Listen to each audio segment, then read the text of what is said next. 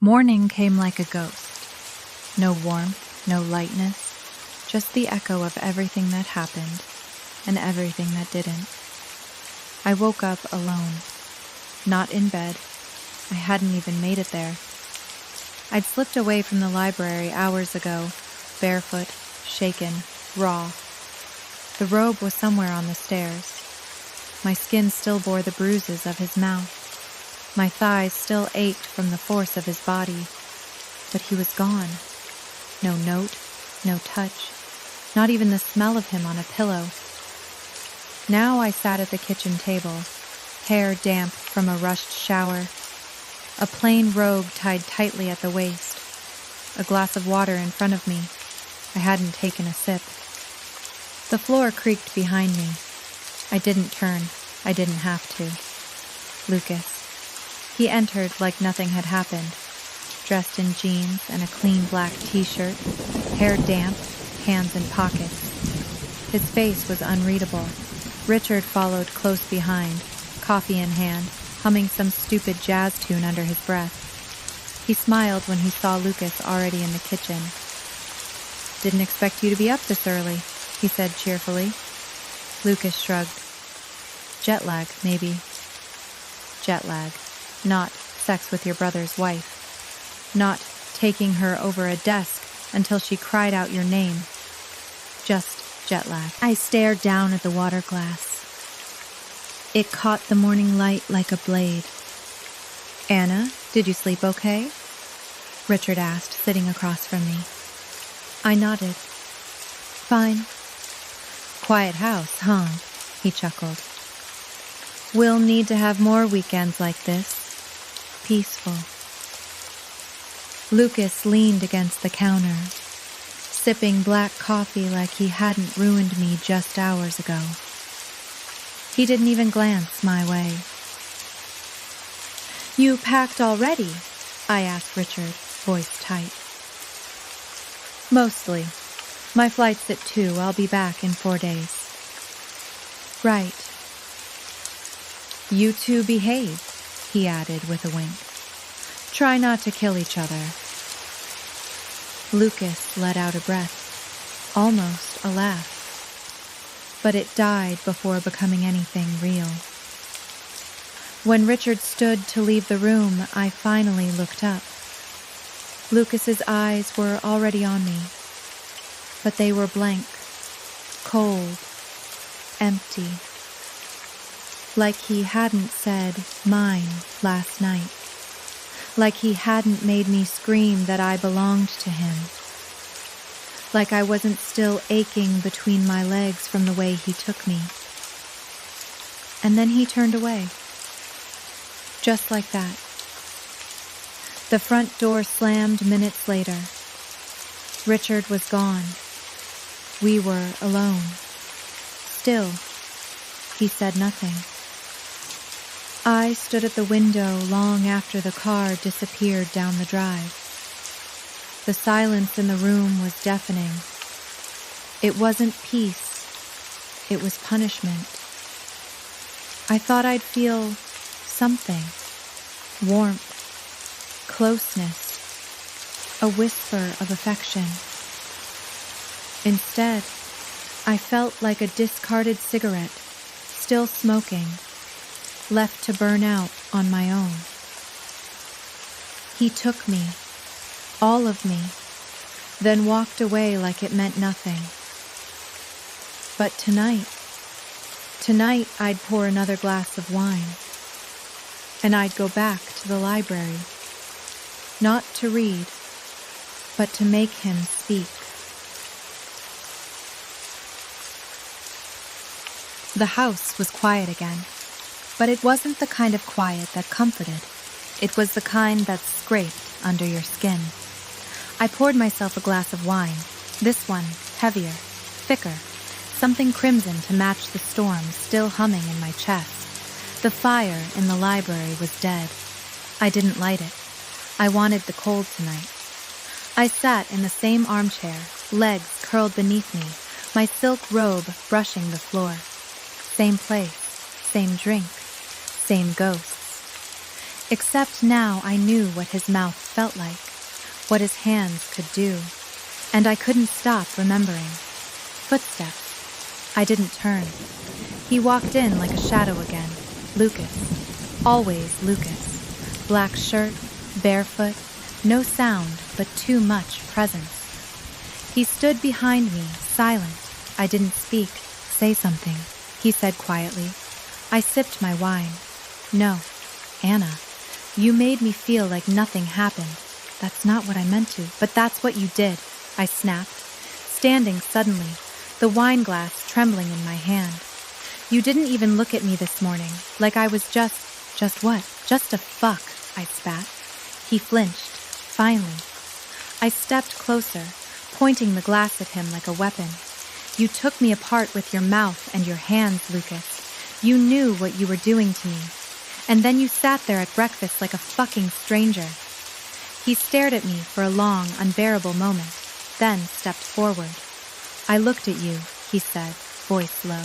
I looked at every inch of you and thought, I'll never get enough. And that scared the shit out of me. Silence stretched again.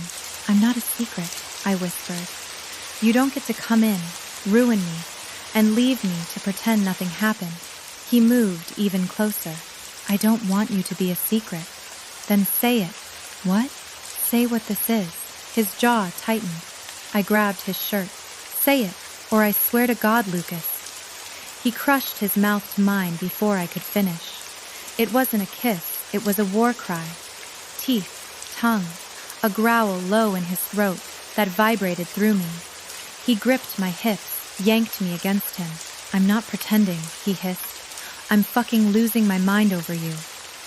He lifted me, pressed me against the wall this time. The wine glass dropped to the carpet, forgotten.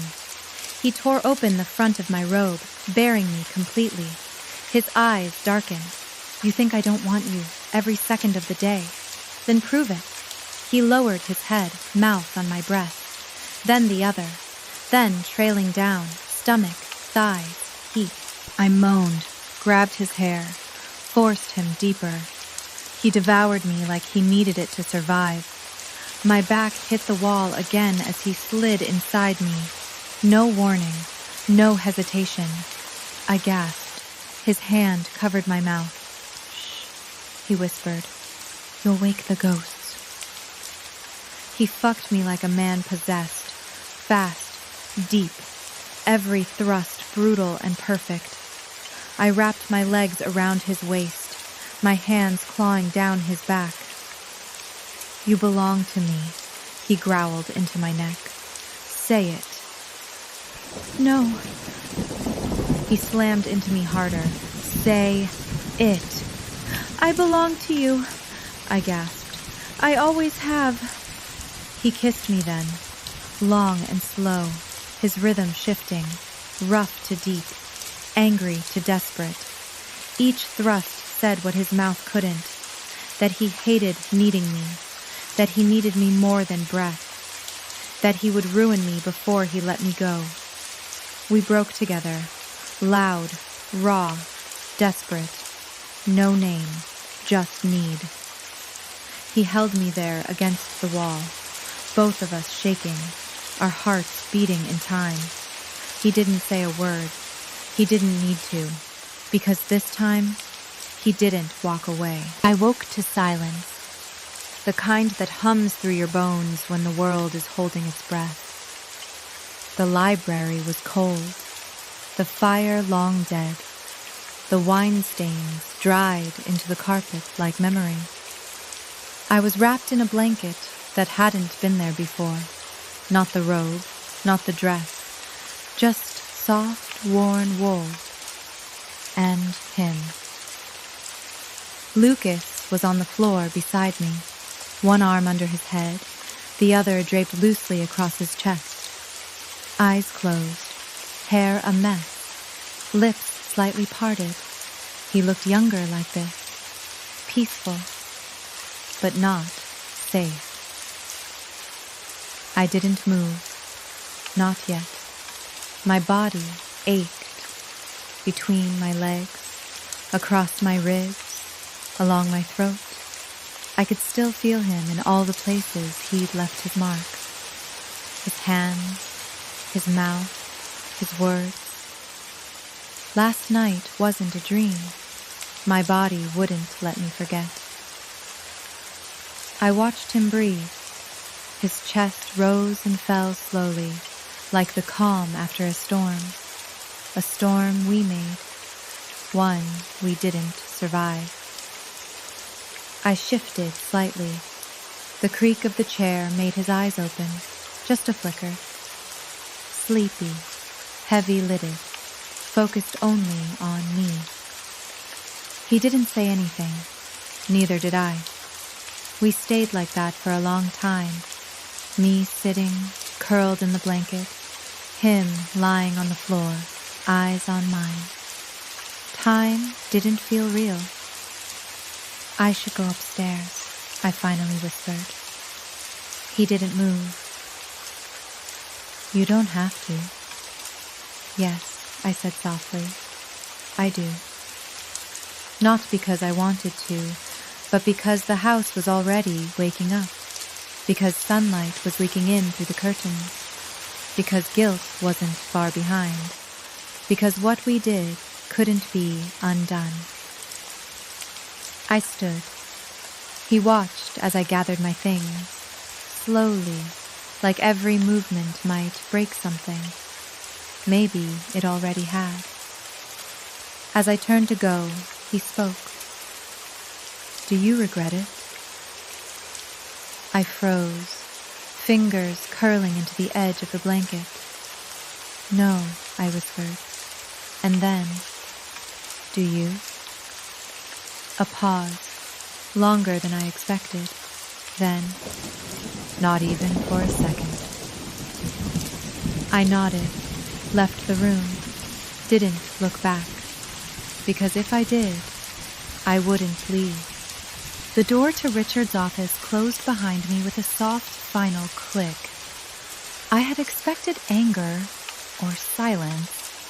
Instead, I found them both waiting.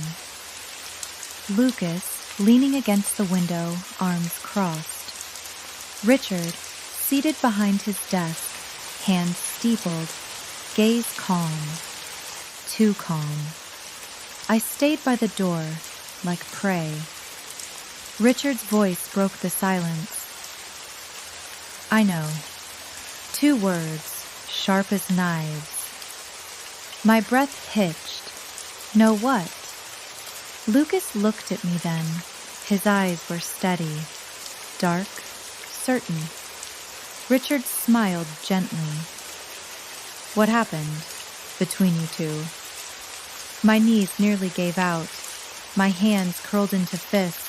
But Richard stood and walked around the desk, slowly, patiently. I've always known, he said softly, from the way you looked at him, from the way he disappeared for 6 months. He paused, because I asked him to. I looked at Lucas stunned. You, what? I left because he asked me to, Lucas said. To give you space, to fix your marriage. Richard nodded, and you stayed, loyal, dutiful, beautiful, even when you weren't happy. He came closer. You're not broken, Anna. You're just too much for one man.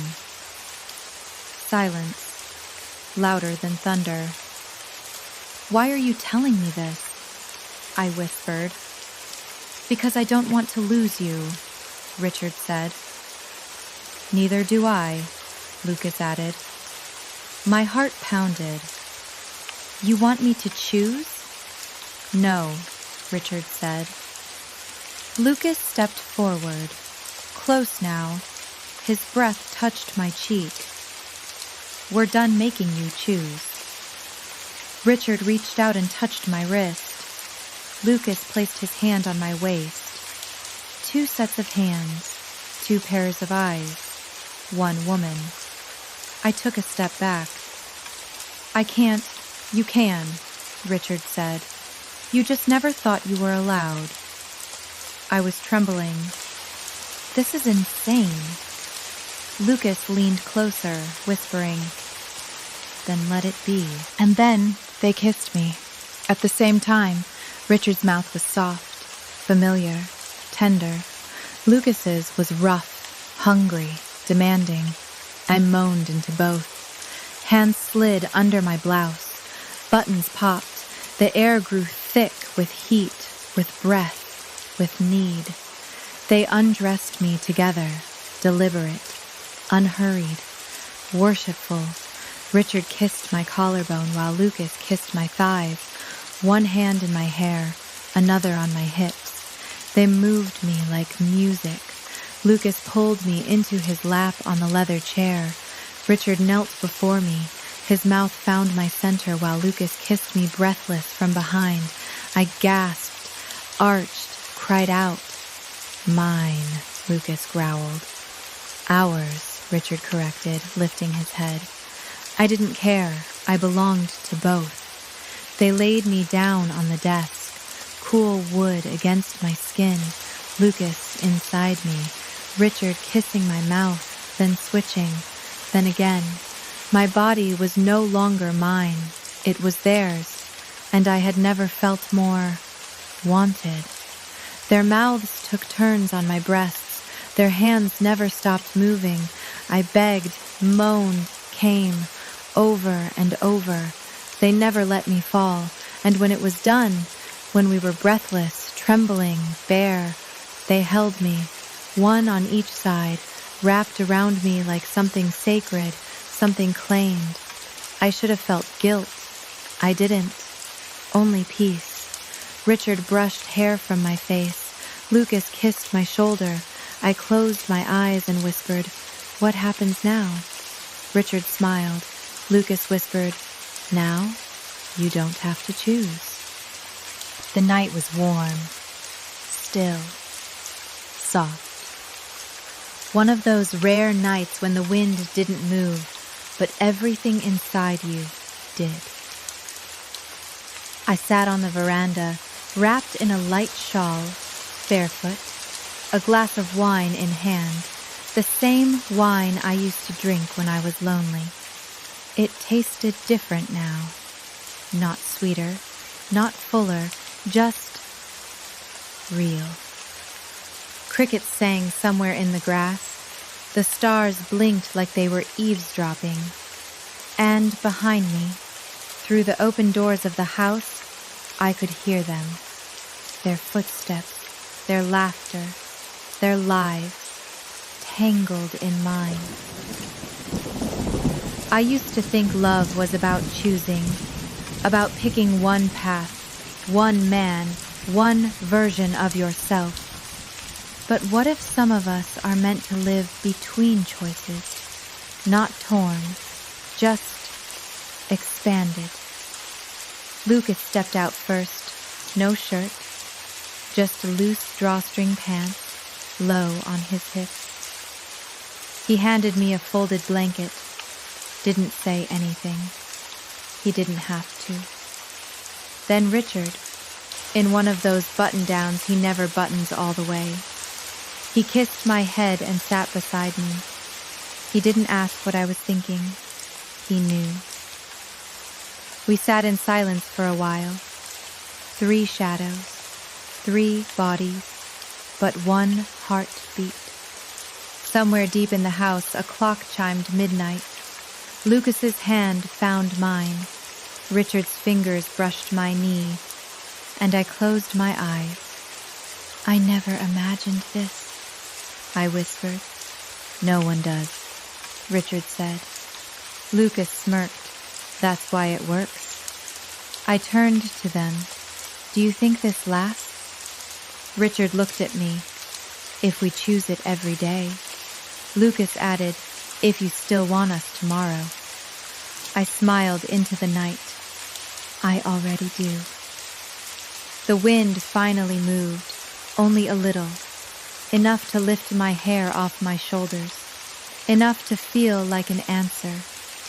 We stayed like that, not speaking, not needing to, just existing in the quiet chaos we made, and for the first time in a very long time, I felt whole.